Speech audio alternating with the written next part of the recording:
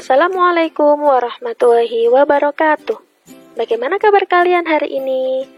Ibu harap kalian semua baik-baik saja. Kita hari ini akan meneruskan pelajaran yang kemarin, tetap di mata pelajaran tematik 2, kelas 5, subtema 2, pembelajaran 5 dan 6. Sebelum kita mulai pelajarannya, jangan lupa subscribe, like, and share channel YouTube Firda Pinky. Nah, kita akan masuk ke pembelajaran 5. Pembelajaran 5 ini, pertama kita akan belajar tentang bahaya asap rokok bagi tubuh kita. Nah, asap rokok adalah zat yang bisa merusak paru-paru dan sistem pernapasan kita secara perlahan. Asap rokok mengandung berbagai zat kimia yang bisa melemahkan sistem kekebalan tubuh. Ketika sistem kekebalan tubuh melemah, maka tidak bisa bekerja secara maksimal untuk melawan infeksi yang masuk, sehingga tubuh menjadi lebih rentan terhadap penyakit. Nah, asap rokok baik yang dihirup perokok aktif maupun perokok pasif bahayanya sama-sama bahaya. Nah, apa saja penyakit akibat zat-zat racun dalam rokok? Yang pertama adalah kanker paru-paru, sudah pernah kita bahas kemarin ya. Yang kedua adalah bronkitis. Yang ketiga adalah emfisema. Yang keempat adalah kanker mulut. Dan yang kelima, pengerasan pembuluh darah yang menyebabkan penyakit hipertensi, jantung, dan resiko stroke. Penyakit-penyakit ini di lain hari akan kita bahas sama-sama. Gangguan pada sistem pernapasan manusia, kita sambil mengingat-ingat materi yang kemarin. Tapi di sini akan lebih detail lagi. Yang pertama adalah penyakit asma. Nah, asma ini disebabkan oleh penyempitan di bronkiolus. Gejala penyakit asma ini bisa berupa batuk berdahak, sesak napas, kemudian nafas berbunyi atau mengi, ada riwayat alergi, ada riwayat asma dalam keluarga. Nah, gejala tersebut mempunyai ciri khas. Ciri khasnya dari gejala asma ini adalah ada faktor pencetus.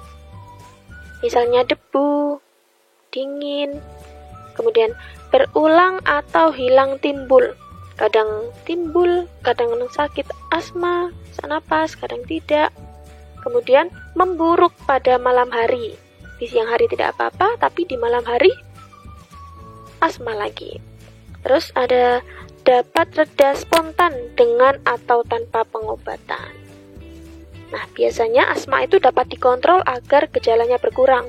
Biasanya seseorang yang sakit asma itu selalu membawa alat ini. Alat ini dihirup supaya gejala asmanya berkurang, kemudian menghilang.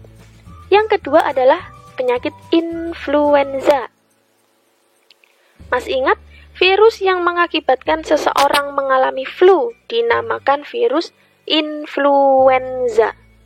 Nah, gejala-gejala influenza ini antara lain demam atau panas, batuk, sakit kepala atau pusing, sakit tekak atau tenggorokan, menggigil, muntah-muntah, cirit-birit, dan letih lesu. Penderita flu harus cukup istirahat dan makan makanan yang bergizi. Kemudian yang ketiga yakni bronkitis. Bronkitis itu penyebabnya adalah peradangan pada selaput lendir yang berada pada saluran udara ke paru-paru. Gejalanya biasanya badan terasa tidak sehat, nyeri otot, sakit tenggorokan, hidung buntu, demam, dan lain sebagainya.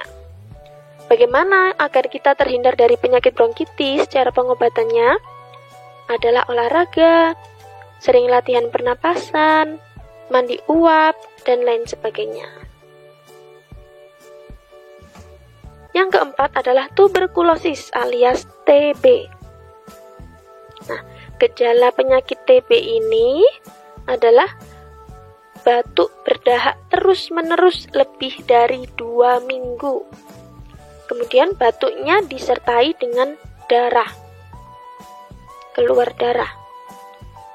Kemudian sesak napas dan nyeri dada, berat badannya menurun. Nah, ini biasanya orang yang sakit TB itu pasti badannya lama-kelamaan semakin kurus. Kemudian demam, meriang, berkepanjangan, lama sekali demamnya. Lalu berkeringat di malam hari walaupun tidak melakukan kegiatan, dan nafsu makan menurun. Itu adalah gejala penyakit TB. Masih ingat kalian? TB itu adalah penyakit yang menyerang paru-paru akibat bakteri. Nama bakterinya adalah Mycobacterium tuberculosis. Ayo dihafalkan baik-baik, diingat-ingat baik-baik nama bakteri ini ya. Kemudian yang kelima adalah kanker paru-paru. Nah, coba kalian amati di sini paru-paru yang sehat dan paru-paru yang sudah terkena kanker. Penyakit ini berupa tumor pada bronkus. Sel-sel kanker pada paru-paru terus tumbuh tak terkendali. Penyakit ini lama-kelamaan akan menyerang seluruh tubuh. Jadi awalnya cuma menyerang paru-paru saja, sel kankernya bisa menyebar ke organ-organ yang lain, misalnya jantung, hati, ginjal, dan lain sebagainya.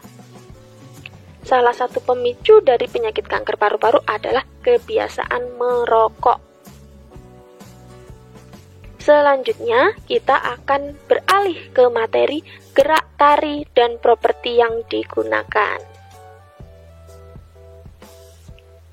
Gerak tari adalah posisi atau sikap anggota badan saat menari. Macam-macam gerak tari. Yang pertama adalah gerak tari klasik. Banyak menggunakan gerak murni yang telah diperhalus. Tema gerakannya meniru kegiatan manusia atau perangai hewan dengan gerakan yang sudah terpilih dan pola gerak yang sudah ditentukan. Contohnya, tari topeng, bedaya, serimpi, dan lain sebagainya. Propertinya adalah selendang, mahkota, jarik, dan lain-lain. Yang kedua adalah gerak tari kerakyatan. Tadi yang pertama gerak tari klasik, yang kedua gerak tari kerakyatan. Gerak tari kerakyatan ini menirukan kegiatan emosi manusia sampai perangai binatang. Gerakannya lebih bersifat imitatif atau meniru dan ekspresif. Pada umumnya masih erat dengan nilai magis. Contohnya tari reog dari Ponorogo. Propertinya adalah topeng reog. Selanjutnya yang ketiga, gerak tari kreasi baru. Dibentuk dari paduan beberapa ragam gerak tari tradisional menjadi bentuk baru. Gerakan dan aransemen tari ini berkembang mengikuti perkembangan zaman, namun masih terdapat nilai-nilai yang terkandung dalam tari tersebut. Gerakan terasa lebih dinamis dan energik. Misalnya, tari saman, tari kupu-kupu seperti yang ada di gambar ini. Propertinya, kalau tari kupu-kupu, yakni sayap kupu-kupu, mahkota, dan lain-lain. Yang menjadi ciri khas dari tari kreasi baru ini adalah gerakan tariannya itu bisa disesuaikan seiring dengan perkembangan zaman. Kalian bisa membentuk gerakan tari yang baru sesuai dengan keinginan kalian. Biasanya disebut juga dengan gerak tari kontemporer atau modern. Nah, itu adalah nama lain dari tari kreasi baru.